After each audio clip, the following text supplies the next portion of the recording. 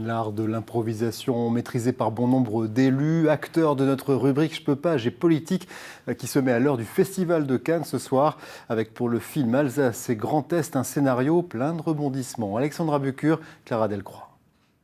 Jetzt geht's los. La politique peut changer la vie. C'est déjà une très belle aventure, c'est exigeant. Les gens qui payent vont payer plus. C'est un grand jour pour l'Alsace. Je ne suis en aucun cas un représentant du Bundestag. Je crois que la vie doit continuer. On peut s'arrêter là si vous voulez bien.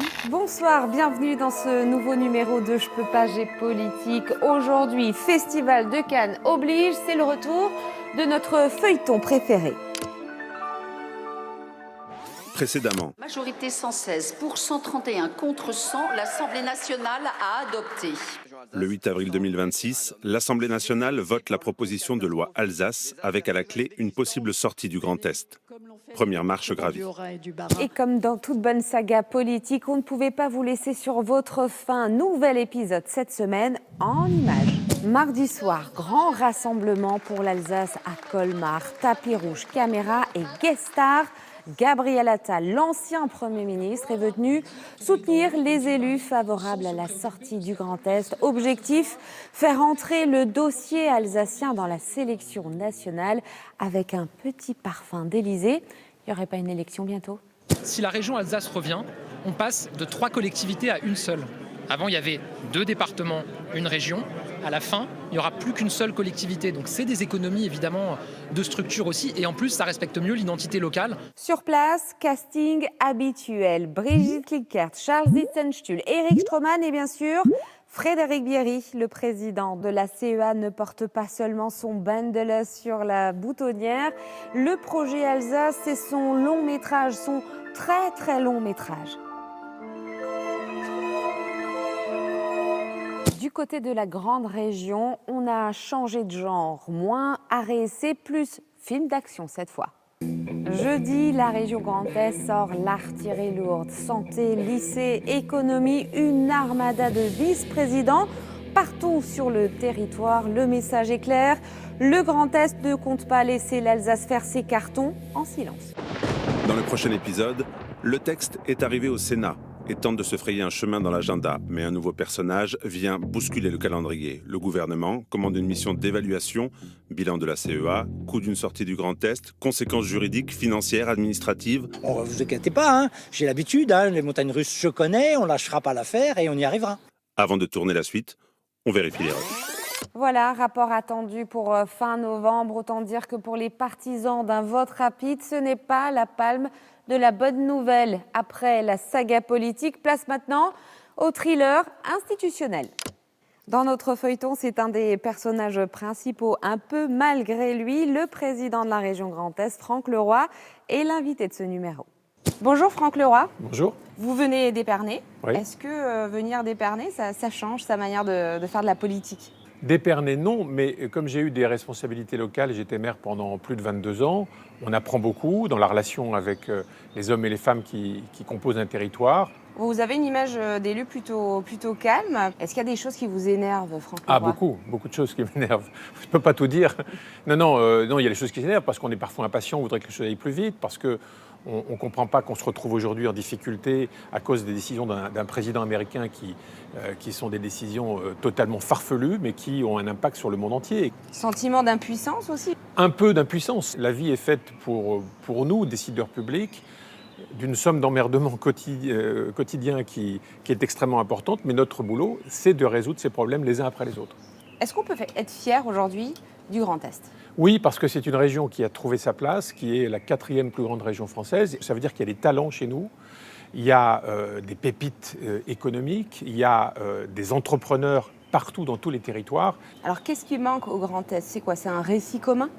Oui, mais c'est une région qui est très jeune. 10 ans, c'est quoi dans l'histoire d'une région ? C'est rien. Donc en 10 ans de temps, on a trouvé notre place, on a encore beaucoup de progrès à faire, beaucoup de compréhension à apporter, puis on n'est pas là pour s'opposer les uns les autres. Quand la loi Alsace a été votée à l'Assemblée, comment vous l'avez vécu, vous, personnellement ?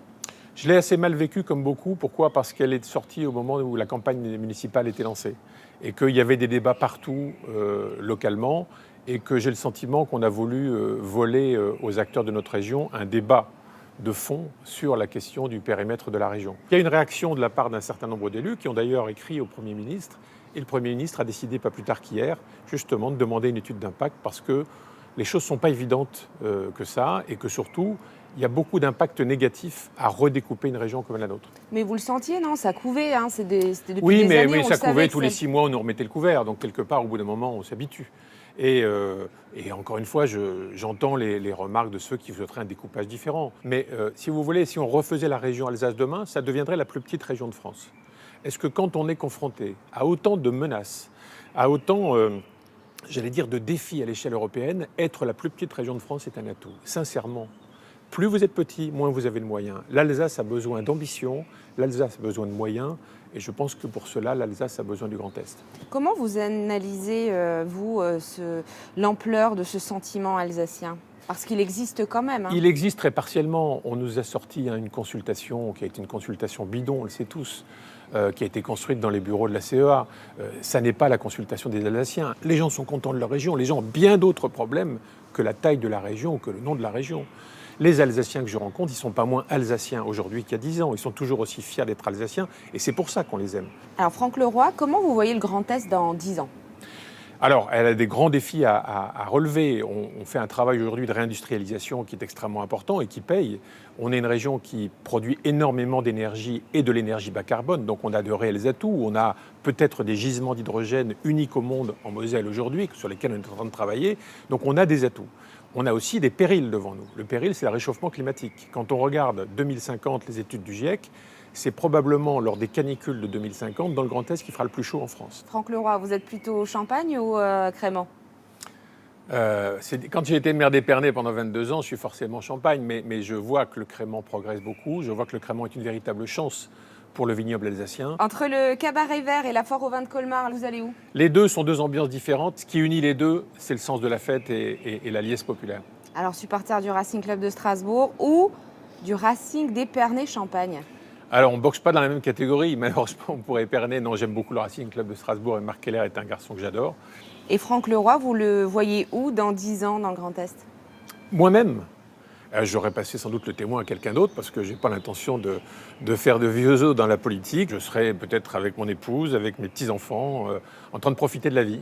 Et pendant ce temps-là, la palme du rendez-vous le plus tardif attribuée au maire de Mulhouse, Frédéric Marquet, qui donne rendez-vous aux Mulhousiens sur Facebook tous les dimanches soirs, peu après 22h.